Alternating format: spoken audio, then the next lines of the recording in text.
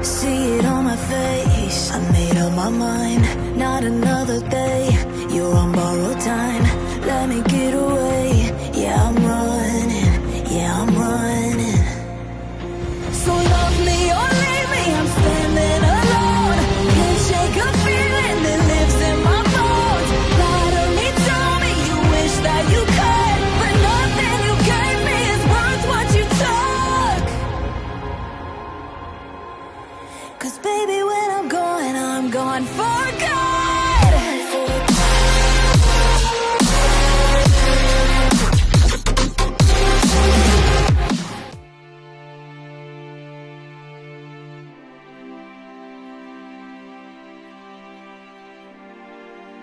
Melanjutkan dari kisah sebelumnya. Sebelumnya di pertemuan alam dewa kekacauan sang pemusnah, sosok Xiaoyan yang mengenakan topeng 9 mata baru saja turun ketika tawa liar dan kata-kata gila tiba-tiba meledak. Jiugeng, akhirnya kau datang juga. Pasti kau sedang bermain-main dengan reinkarnasi yang mulia di dunia sensi dan meraup keuntungan yang besar. Dari sosok bertopeng mata tunggal cahaya mengalir keluar.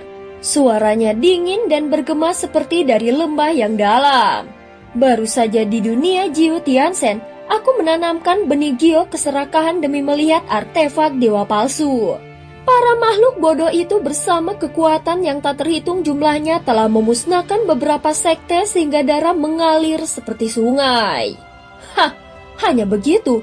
Sepasang mata berkilat tajam diiringi tawa gila yang memekakkan telinga.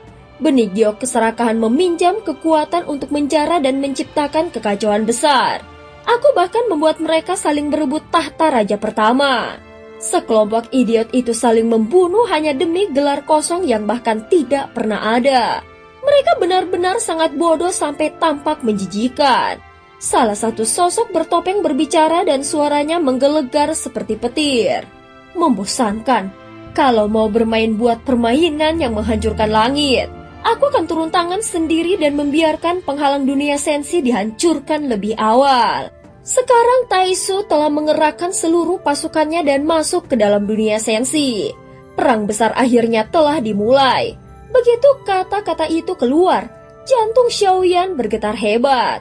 Dia tidak menyangka penghalang dunia sensi telah runtuh. Saat ini seolah ada tangan tak kasat mata yang mencengkram jantungnya dengan keras. Apalagi sebelumnya dia sama sekali tidak menerima kabar apapun. Jadi Taisu sudah mulai menginvasi dunia sensi. Namun tentu saja Xiaoyan tidak berani bertanya dan hanya bergumam di dalam hatinya. Bagaimanapun yang ada di sini adalah makhluk gila dan tidak mungkin ada percakapan yang normal. Dia juga merasa heran dengan situasi ini. Bahkan saat berbicara dengan penguasa ilusi mimpi, pembicaraan mereka tidak sampai segila ini. Apakah di tempat ini mereka memang harus bertingkah seperti ini? Ataukah para sang pemusnah memang harus bertindak demikian? Jika tidak, maka akan timbul masalah. Namun sejak memperoleh topeng Jiugeng, Xiaoyan tidak pernah merasakan kejanggalan apapun dan juga tidak pernah mengalami masalah. Makhluk-makhluk ini adalah yang paling brutal, kejam tanpa batas dan tanpa belas kasihan. Hati mereka yang tak berperasaan membuat sang pemusnah tampak semakin kejam. Mereka seolah berevolusi menjadi iblis di tengah kegelapan. Saat ini suara-suara licik saling bertaut, bercampur dan sulit dibedakan siapa yang berbicara. Selama waktu ini banyak dunia tak bertuan dan wilayah nyata telah kugerakkan hingga rakyatnya hidup menderita. Keadaannya sudah tidak bisa lebih tragis lagi. Suara itu terdengar santai namun hati Xiaoyan kembali bergejolak. Namun dia menekan niat membunuh yang melonjak.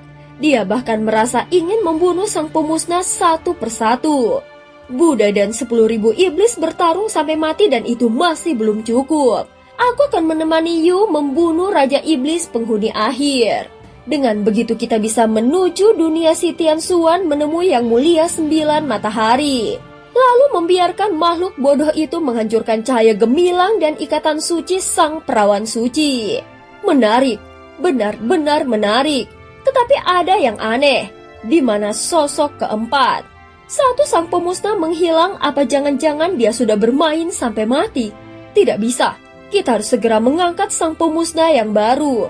Jika itu terjadi, maka begitu banyak dunia yang tiba-tiba tanpa kekacauan dan itu justru tidak boleh terjadi. Jika sampai seperti itu, maka raja pasti akan menurunkan hukuman. Dan kalau kita mati, bagaimana kita bisa terus mempermainkan mereka? Suara lain pun menyahut. Barulah saat itu mereka menyadari bahwa platform keempat benar-benar kosong. Namun tampaknya mereka sama sekali tidak peduli siapa sang pemusnah keempat itu sebelumnya. Yang penting hanyalah satu hal, posisi itu kosong dan harus segera diisi oleh sang pemusnah yang baru. Dari percakapan mereka terdengar jelas bahwa masing-masing bahkan tidak mengetahui identitas satu sama lain. Sehingga pertemuan ini terasa seperti omong kosong gila tanpa arah. Namun apakah semua itu nyata atau tidak? Xiaoyan tidak punya cara untuk memastikannya. Yang pasti bahwa para sang pemusnah ini benar-benar ikut campur dalam banyak dunia. Mungkin ada unsur berlebihan dalam ucapan mereka, tetapi tindakan nyata memang sudah dilakukan. Cari saja sang pemusnah keempat yang baru. Sebenarnya aku masih punya beberapa topeng cadangan di sini, kata seseorang dengan santai dan terdiam sejenak. Bisa dianggap mereka begitu sembarangan. Hanya dengan sebuah topeng, seseorang bisa menjadi sang pemusnah. Semakin lama, Xiaoyan semakin tidak bisa memahami makhluk-makhluk ini. Mereka bertindak sesuka hati dan tanpa aturan. Namun setiap langkah mereka mampu membawa kehancuran besar bagi 10.000 dunia. Inilah bagian paling mengerikan dari keberadaan mereka. Untuk saat ini, tampaknya selain dirinya sendiri, semua sang pemusnah lain memiliki kekuatan yang luar biasa. Jika tidak, mustahil mereka mampu mengaduk-ngaduk angin dan awan di seluruh alam semesta. Sekelompok iblis gila. Bahkan jika sang pemusnah keempat telah musnah, mereka tetap menjadikan penderitaan semua makhluk hidup sebagai hiburan. Tinju Xiaoyan mengepal erat.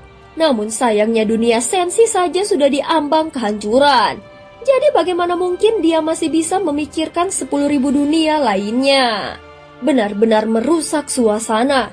Kita baru saja kehilangan satu bidak di papan permainan dunia. Kalau raja merasa tidak cukup meriah, pasti kita yang akan disalahkan. Kalau begitu bagaimana kita bisa terus bermain? Ucap Wukong dengan nada kesal. Tidak, sama sekali tidak bisa. Kita harus segera mencari sang pemusnah keempat yang baru. Setelah pertemuan ini, masing-masing sang pemusnah harus mengajukan satu kandidat. Kekuatan minimal tingkat kelima atau kekuatan jiwa mencapai alam transendensi. Suara itu terdengar tegas. Xiaoyan tahu sekarang gilirannya yang berbicara. Dia meniru intonasi dan cara bicara mereka menyembunyikan ketajaman di balik nada yang santai. 7. Cari sang pemusnah keempat yang baru. Kalau bisa cari yang sangat kuat. Paling baik jika dia mampu membalikkan 10.000 dunia sekaligus dan mengaduk seluruh kekacauan ini. Ucap Xiaoyan. Benar, apa yang dikatakan Jiu Geng masuk akal. Kalau tidak cukup kuat, bagaimana bisa menjadi sang pemusnah? Jadi tingkat kelima adalah batas minimum. Ucap sosok bertopeng 3 mata. Hanya tingkat kultivasi saja tidak ada gunanya. Seseorang langsung mencibir. Dia harus liar, harus kejam, harus punya niat membunuh yang cukup besar. Makhluk hidup di 10.000 dunia hanyalah rumput liar. Memainkan takdir mereka seperti hiburan tertinggi dan harus seperti kita. Melihat mereka meronta dalam keputusasaan hingga tubuh bergetar karena kegembiraan. Tawa rendah itu terdengar terdistorsi dan rak seolah sedang mengenang kenikmatan yang tak tertandingi. Cukup pertemuan berakhir di sini. Segera cari sang pemusnah keempat yang baru. Jangan ditunda. Suara berat itu memotong semua pembicaraan. Kita akan menyebarkan 70 topeng ke berbagai dunia. Para fanatik gila yang tersembunyi di dalamnya akan mencium kesempatan ini dan berhamburan seperti anjing lapar. Kita hanya perlu menunggu pertunjukan dimulai. Setelah suara itu lenyap, sosok nomor 1 menghilang dari tahtanya. Para sang pemusnah lainnya mengeluarkan suara-suara aneh. Lalu satu persatu meninggalkan platform batu. Adapun Xiaoyan menundukkan kepalanya sedikit. Jadi setelah aku membunuh penguasa ilusi mimpi, sekarang mereka justru ingin mencari bidak baru sebagai sang pemusnah keempat. Pikirannya bergejolak dengan hebat. Namun di tempat ini semuanya hanyalah suara. Tak seorang pun bisa melihat ekspresi wajah masing-masing. Untuk sementara perannya sebagai Jiu Geng tidak menimbulkan kecurigaan apapun. Seiring kekuatannya terus meningkat, Xiaoyan berani menggali identitas para sang pemusnah ini satu persatu. Mereka boleh menjadi pengganti, namun selama mereka menemukan satu, dia akan membunuh satunya. Kehancuran total ya. Baik, aku Xiaoyan akan menemani sampai akhir. Suara itu bergema di dalam hatinya. Sesaat kemudian, kesadarannya bergerak dan sosoknya menghilang dari platform batu. Ketika dia membuka mata kembali, dia sudah duduk bersila. Adapun avatar Zucinya telah mengikuti Yetian dan pergi jauh. Saudara Xiaoyan, mengapa niat membunuhmu tadi begitu kuat hingga meluap keluar? Setelah membuka mata, Hesian Ren ternyata tidak sedang berkultivasi. Di hadapannya terbentang sebuah piringan kompas yang dipenuhi berbagai benda aneh dan langka.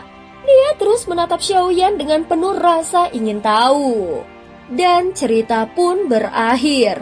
Terima kasih udah dengerin Mihu dari awal sampai akhir ya. Sampai jumpa.